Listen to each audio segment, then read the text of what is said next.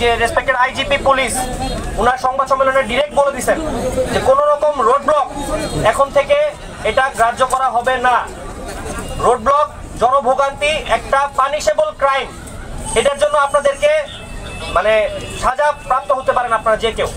কিছু ম্যানেজমেন্ট আসছে, এমডি এর সাথে এখনো যোগাযোগ করা যায় নাই, এমডি আসলে বাকি ডিসপোজাল দেওয়া হবে। এমডি কে আনার জন্য আইপি অলরেডি চেষ্টা করতেছে, এমডি লোকেশন ট্র্যাক করা হচ্ছে, এমডি কে আনা হবে। আজকে সকালে হোক, আজকে দুপুরে হোক, আজকে রাতে হোক, যখনই হোক।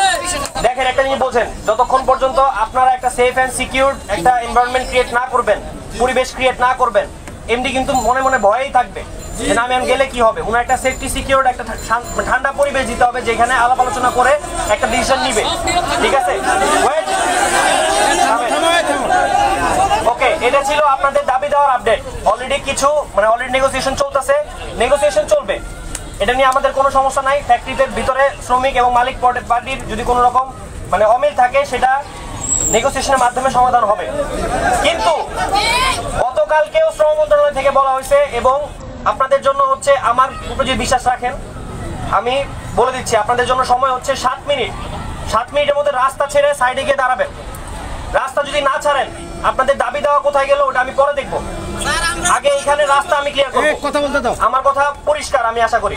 7 মিনিট সময়, 7 মিনিট পরে এখানে যারা থাকবেন তারা আমার ডিরেক্ট আদেশ ভঙ্গ করছেন এবং এই জনভোগান্তি ক্রিয়েট করছেন, এই মানে পানিশেবল ক্রাইমের আন্ডারে আপনারা জেলে যাবেন।